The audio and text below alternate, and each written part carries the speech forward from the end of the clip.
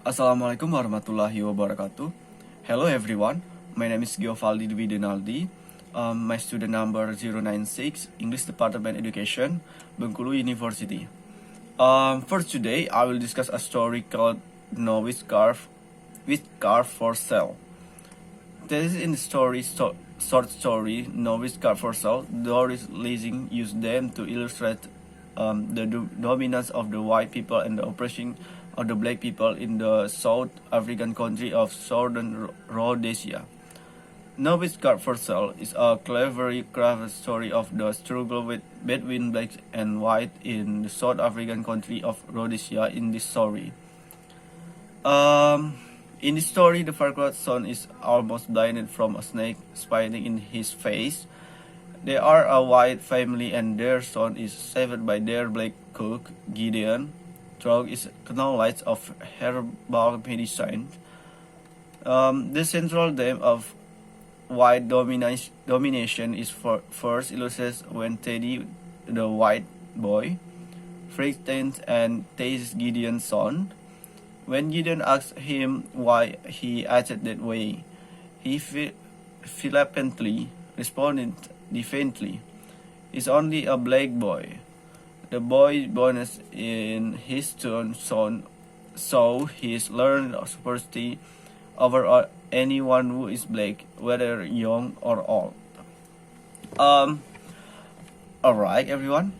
Before I continue with the story about No Witchcraft for Sale, let's look at the following short video about No Witchcraft for Sale.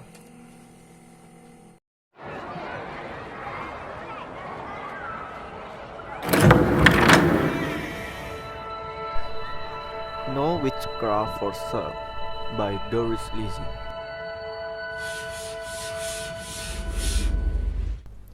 The Farquhar has been childless for years when little Teddy was born, and they were touched by the pleasure of their servant, who brought presents of fowls and eggs and flowers to the homestead.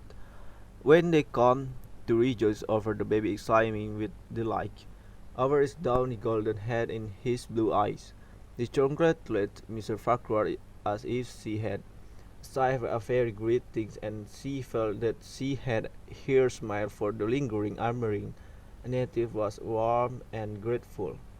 Later, when he had his first haircut, getting in the cook picked up the soft gold tops from the ground and held them reverently in his hand.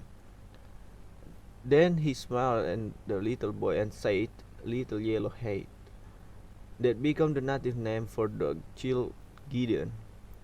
And Teddy were great friends from the first.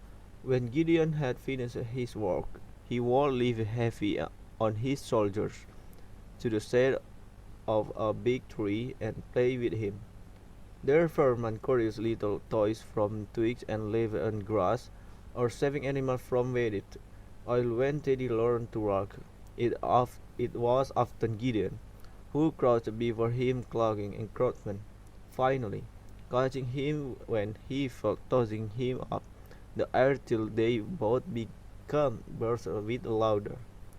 Mrs. Farquhar was fond of the old cook because of his love for her child. There was no second baby.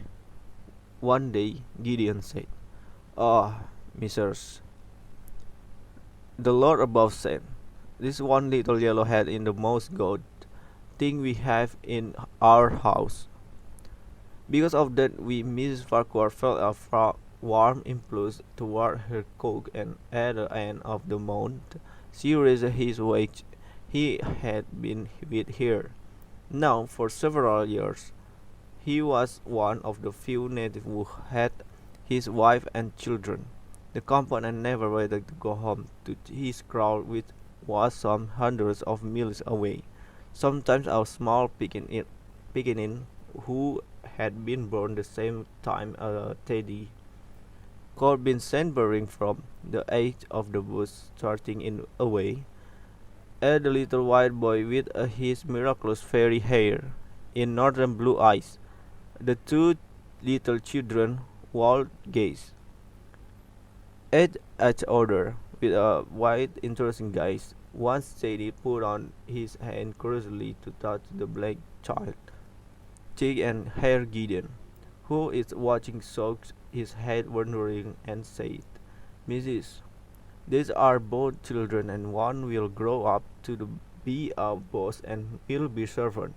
Mrs. Barker smiled and said sadly, Yes, Gideon, I was thinking the same. She said it is good, will said Gideon, who is a mission boy. The Farquhars were very religious people, and they shared feeling about God, Brown, servant, and master, even close together. Alright, everyone. After watching the short video alert, the summary of the video is when the Farquhar have their first and only child, Teddy, their cook, a native man named Gideon, falls immediately fond of the little boy. When the boy is 6 years old and a snake spits venom in his eyes, Gideon saves him from going blind by using the same route known only to the local native people. Soon the word spread about the event and censorship from the city, who does not believe in native remedies, come up to verify the story. He asked the Farquhars to help him convince Gideon to show them the plane which guarded Teddy.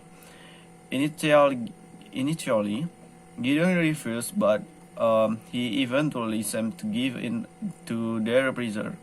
He takes the Farquhars and the Shanty on a very long walk in the Felden, looking for the road plane. After some time, Gideon hands them a plane which could have been picked anywhere on the way.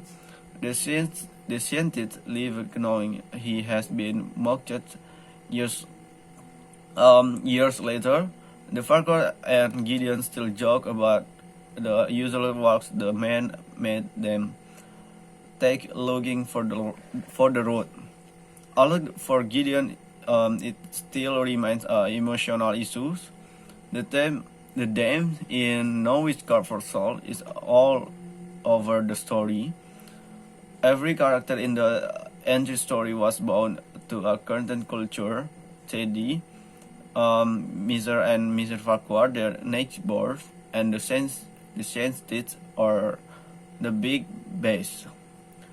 All follow what can only be divide and white culture, ignorant and indifferent to other culture, only interested when knowledge of other can somehow benefit them. In this specific case, the scared knowledge of the African witch doctor would allow humanity to benefit for a cause, of course. The other closing culture is, of course, the African culture, including Gideon and the other black native children and servants.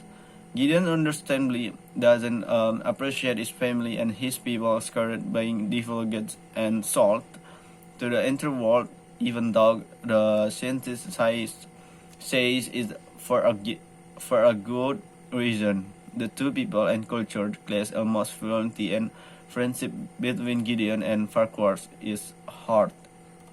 Um, but in time, the Farquhar learned to accept, and even polite joke about, if not entirely you understand, Gideon's scared and stubborn behavior. Other than the character, the importance of respecting culture or people believe or simply just how things are expressed by Gideon or on in the story when he points out that Teddy will grow up to be boss and a native African will grow up to be a servant, then sadly clothes that is a good will. An example of allusion is when Teddy frightened Gideon's son, just just justifying it as funny and acceptable because he is only a black boy.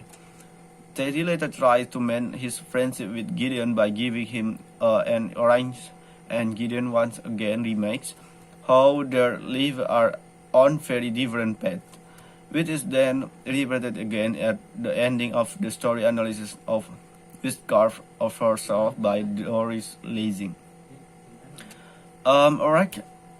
The structure of the story is no Witchcraft for herself follow a traditional plot structure which revolves around the healing of a white boy by a Native African using a road paint and the consequence of this event. At deeper level, the story illustrates the conflict between traditional remedies and modern medicine, and also between the white people and the native people with regards to medicine. Alright everyone, that's my experience of our story today. I hope this video can be usable. Okay. I think that's all for me. Wassalamualaikum warahmatullahi wabarakatuh.